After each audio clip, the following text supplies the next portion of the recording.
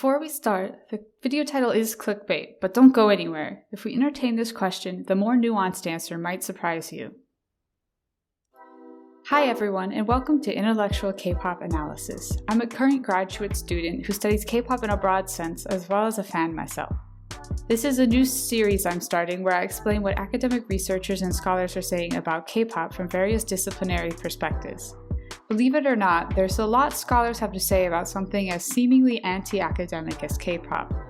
Today's video is going to cover the academic discipline of international relations, specifically the concept of soft power. Before we dive into these concepts, I want to give a few disclaimers. Firstly, for this specific topic, scholars tend to write about Hallyu, or the Korean wave, rather than K-pop specifically. Hallyu, for those who don't know, refers to the global popularity and export of Korean popular culture, including K-dramas, K-pop, K-beauty, K-fashion, and even Korean esports. But as K-pop has quickly become the most popular Hallyu product worldwide, I use them somewhat interchangeably throughout. Secondly, there are a lot of papers on the topic of soft power. This topic seems to resurface every time there's another global Hallyu sensation, such as After Size Gangnam Style, and it seems to be starting again with BTS. So, for the sake of brevity, I won't be including every paper ever written on this topic, but instead I've selected what I think is a representative sample of scholarship on the topic, biasing towards more recent research.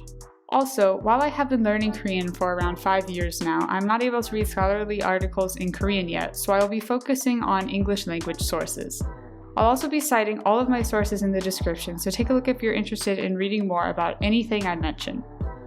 So, with that out of the way, let's start to answer the question, is K-pop the secret to world peace? Or a more realistically framed question, should the South Korean government use K-pop or Hallyu to achieve their diplomatic goals? To answer this question, we first need to define some key concepts.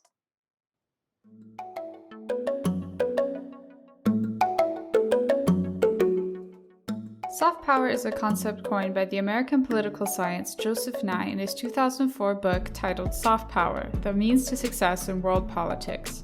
The best way to explain soft power is to first define its counterpart, hard power. Hard power refers to a country using its military or economic strength to coerce other countries into doing the things they want. In contrast, soft power would be using one's attractive power to co-opt other countries to work towards a favorable goal. Soft power shapes others' preferences through the power of attraction, which could come from a country's culture, including popular culture, political values, or foreign policies. Let's give some examples to clarify hard versus soft power in action. Say that country A wants to get a key resource from country B.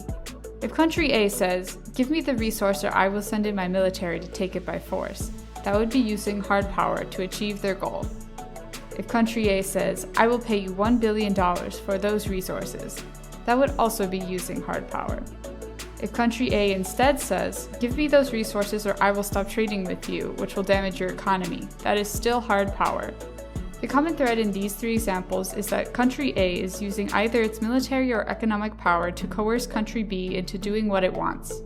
But if country A says, "Hey, if you give me those resources, it would be mighty helpful," and country B thinks, "Well, they have always been loyal allies with favorable policies towards us and give us economic aid with no strings attached. Plus our country's citizens love visiting country A.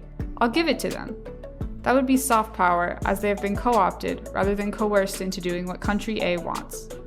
This is a very basic overview of soft power, and Nye explains many more nuanced ways to use soft power in his book, but this basic understanding will suffice for the video.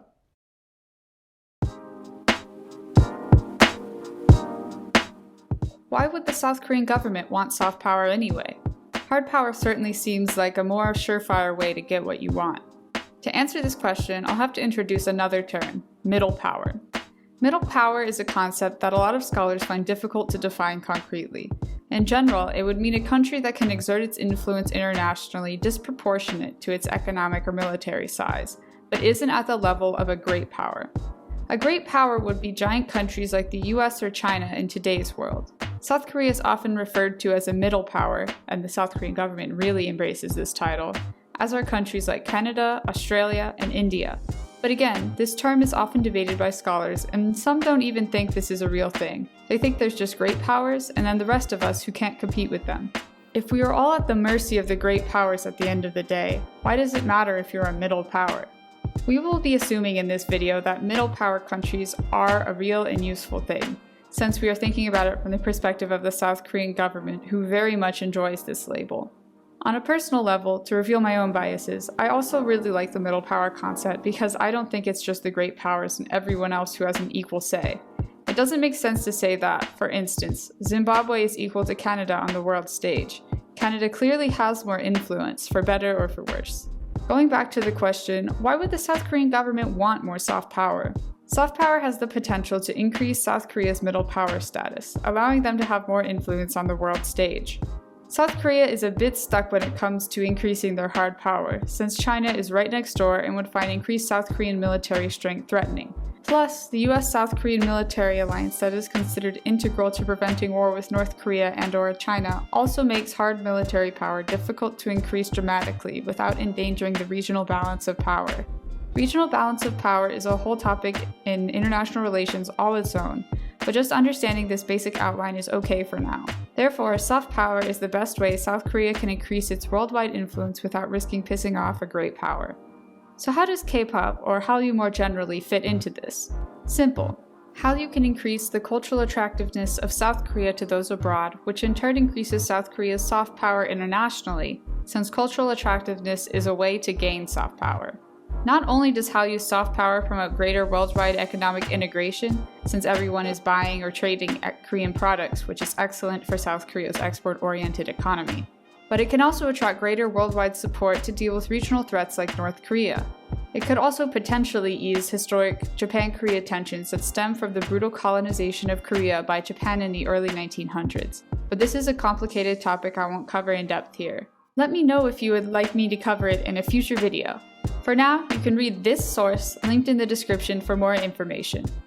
Now we know why Hallyu-based soft power would be desirable for the South Korean government, to increase its middle power status. But now I'd like to discuss some of the key topics and debates in the literature on Hallyu soft power.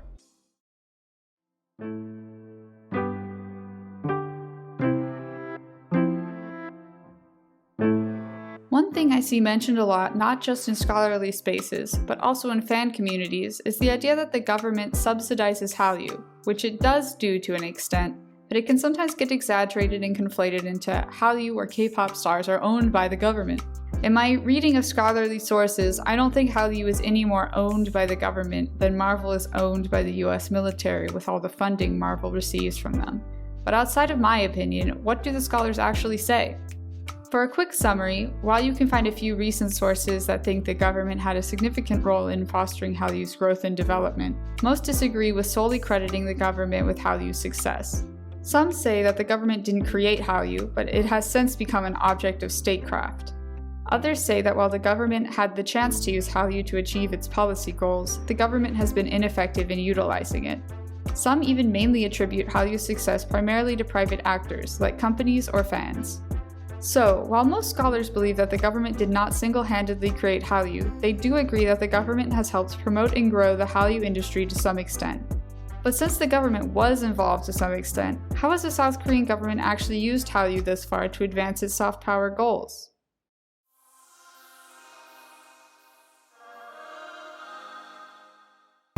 The best way to find out how the government has used Hallyu for soft power is to, well, look at what they actually said. In an analysis of Korean presidential speeches on the topic of Hallyu, Taeyong Kim and Taeyong Jin demonstrate that most Korean administrations, particularly conservative ones, have developed Hallyu mainly as a part of the national economy, believing that the growth of the national economy supported by the Korean wave would be able to work as both hard power and soft power. Thus, Hallyu would enhance South Korea's middle power status from a hard power economic perspective, while simultaneously creating soft power goodwill regionally. Relatedly, some scholars have found that the South Korean government has more mixed goals when it comes to Hallyu, as sometimes the South Korean government is trying to use the popularity of Korean idols to increase its own power, but at other moments it is using its power to help the Korean wave. Some examples of the Korean government using its power to support Hallyu's growth would be through the creation of the Ministry of Culture, which has sponsored overseas K-pop concerts or introduced bills that delay mandatory military conscription for key male Hallyu stars like BTS. On the other hand, some examples of the Korean government using Hallyu to increase its own power include sending K-pop stars to North Korea as a part of a cultural diplomacy program, most notably Red Velvet in 2018, as well as holding Korea-France and Korea-Japan friendship concerts with K-pop stars to celebrate good relations between the respective countries.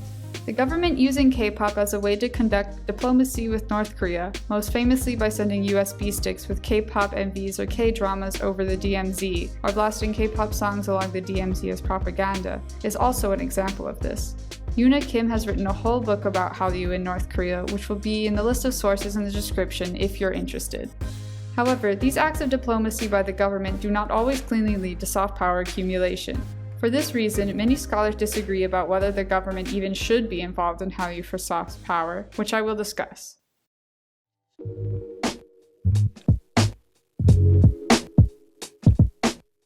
Some scholars are all for the government becoming more involved in Hallyu, with some conditions. Kim et al. Acknowledge that state control over Hallyu, like most cultural production, is imperfect, but they emphasize the centrality of government power in shaping this cultural phenomenon, which means that Hallyu is firmly nested within a framework of national expectations, meaning the government must be involved to meet these expectations. Nye and Kim, yes, that Nye from before, believe that the nation can be reinvented as a more favorable and lasting brand by the government's cultural policy that global circulations of media cultural products promote the construction of soft power, but go on to caution that the government must be wary of unequal cultural flows causing perceptions of cultural hegemony, a concept we will return to later. Some believe that the government's policies must work in harmony with Hallyu in order for the government to get involved. Otherwise, the government will look hypocritical to foreign countries and actually reduce national soft power. One example of hypocritical government policies reducing soft power was in 2012, when South Korea's former president Lee Myung-pak was touting Hallyu as a means to promote better relations with Japan, while simultaneously visiting the extremely contested Dokdo Tsukishima Islands to announce Korea's ownership of the island, thereby producing a nationalist anti-Hallyu backlash in Japan, which only became more strained the following year with the election of more hardline nationalist and conservative leaders in both countries, Park Geun-hye in South Korea and Shinzo Abe in Japan.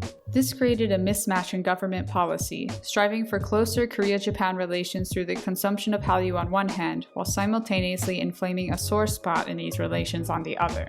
Thus, the government must be able to back up its rhetoric of promoting better international relations through Hallyu with matching favorable, or at least non-inflammatory policy. If you're interested in learning more about the Dokdo Tsukishima Island dispute between Japan and Korea, I've added a book in the description on the topic, by Alexander Bu.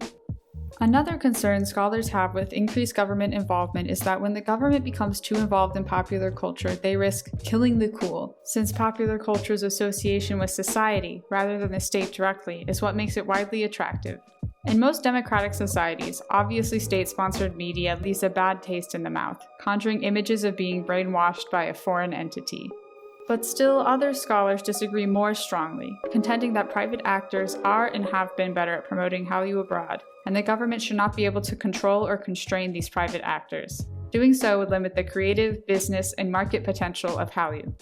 In all, the majority of scholars are wary of advocating for a stronger, more visible role of the South Korean government in promoting Hallyu to achieve soft power, as it can stymie the current success of Hallyu abroad, as well as produce nationalist backlash when government policy and rhetoric are mismatched, as in the Dokdo Tsukishima example. I will now outline some of the complications with the government using Hallyu to promote its messages for soft power.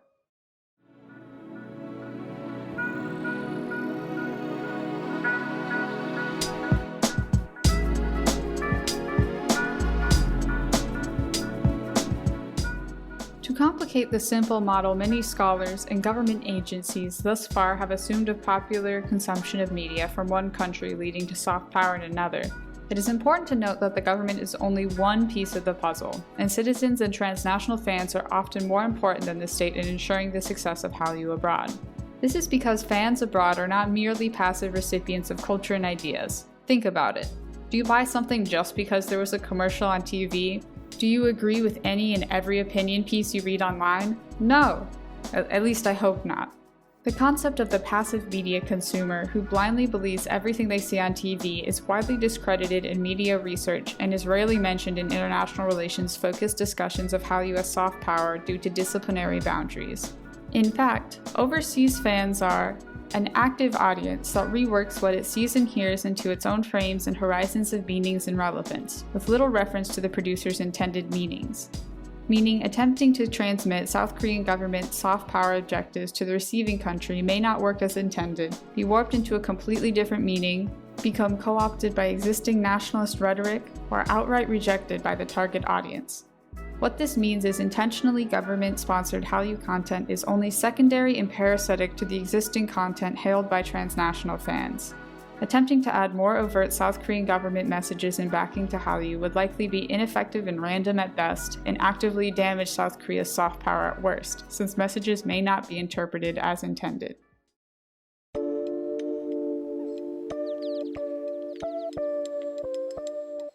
A second risk of strong government involvement in Hallyu is other countries viewing Hallyu as a proxy for South Korean state power. They then might retaliate against Hallyu in the form of cultural boycotts to express dissatisfaction with the Korean government in other policymaking areas. One recent example of this is the Chinese government banning Hallyu products in retaliation for the Korean government implementing the United States Terminal High Altitude Area Defense, or THAAD, in 2017. To complicate this, some scholars have pointed out that this type of cultural ban only truly works when citizens themselves agree to support the ban, since it's easy to pirate and circumvent firewalls in today's globalized age. I'd put a NordVPN ad here if I was sponsored. However, foreign governments, particularly China and Japan, tend to utilize nationalist discourse that ties Hallyu directly to the Korean state and all its perceived historical wrongdoings in order to mobilize citizens to support the ban when necessary, like in the THAAD example. Pointing out all of Hallyu's existing ties to the South Korean government is a quick and effective way to garner support for a cultural ban, and more overt government involvement in Hallyu would only make this strategy more effective. Therefore, using Hallyu to overtly promote government goals would be risky.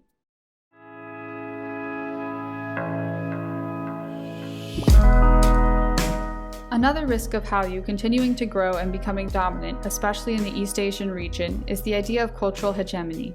Cultural hegemony refers to the domination of one particular culture over all others, mainly defined by the unequal flow of cultural products between two countries. The United States generally has a worldwide cultural hegemony with the soft power of Hollywood, for example. South Korea has a very unequal flow of cultural products with its neighbors, especially China and Southeast Asia.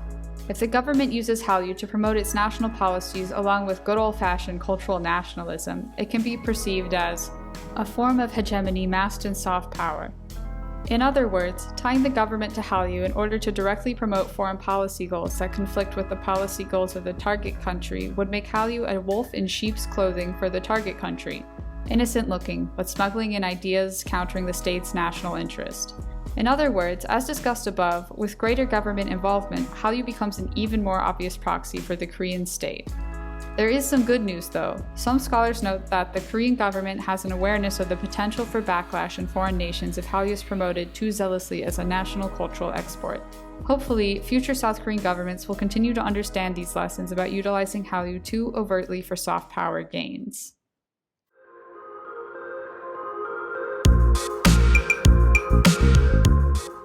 That was a lot of advanced information. I am proud of you if you got this far. Let's do a quick recap of what we've covered in this video and the questions we've answered. We started with the questions, is K-pop the secret to world peace? And more realistically, should the South Korean government use K-pop to achieve their diplomatic goals? Which the short answer to is complicated.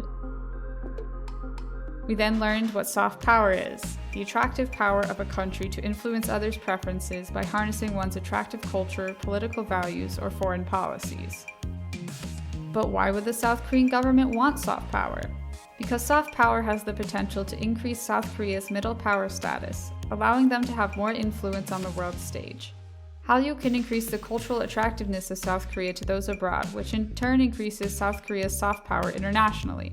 Hallyu's soft power promotes greater worldwide economic integration through the buying of Hallyu products, and it can attract greater worldwide support to deal with regional threats like North Korea.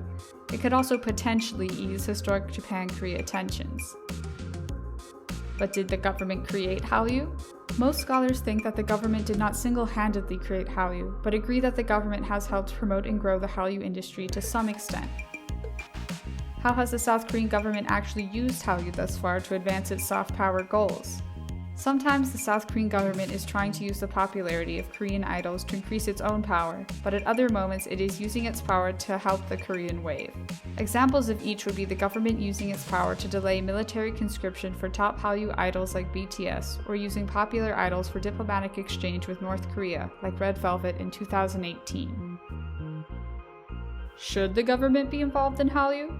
The majority of scholars are wary of advocating for a stronger, more visible role of the South Korean government in promoting Hallyu to achieve soft power, as it can stymie the current success of Hallyu abroad as well as produce nationalist backlash when government policy and rhetoric are mismatched. He also went over some complicating factors in trying to use Hallyu to explicitly promote government policies. First, that people are not passive consumers. Second, that Hallyu could become a proxy for punishing the Korean state. And third, the potential for cultural hegemony. My personal conclusion from everything we discussed today is that it would be better for the Korean government to support the Hallyu industry economically while overtly investing in other initiatives to cultivate soft power, such as international aid, exporting trade models, and attracting overseas exchange students. Using popular culture like Hallyu for soft power just seems to be too risky, with too much potential to actively harm Korea's soft power if not handled delicately. For that reason, I think it's best to leave Hallyu to non-government actors, with only economic support from the government. But this is, of course, just my scholarly and informed opinion. What do you all think? Do you agree with my conclusions? Do you have any other questions or need more clarification on anything we've covered? Please leave a comment. I'd love to hear what you all think about this stuff, since I feel like there isn't much discussion of K-pop in an academic way, which makes me sad because I love to be a nerd about this stuff. Please also feel free to correct me if you think I've made any mistakes in this video. A lot of this stuff has been simplified for brevity's sake, but I hope I haven't misrepresented any of these scholars. I'm also planning to make more videos like this, so if you enjoyed this, please subscribe and like this video if you want to see more. Every share and subscription helps me a lot at this stage. Share it with all of your K-pop friends in group chats, or even just people who would be interested in this topic. I'm planning to cover K-pop from the perspective of other academic subjects, such as sociology, gender studies, social media, business, performance analysis, fan studies, etc. So if you have any specific topic you would like to see, please let me know in the comments. I also welcome any nicely worded constructive criticism on any technical aspects of my video, whether it's audio, visuals, script, pacing, etc. I'm quite new to this, so I want to keep improving. That should be all for now. Bye!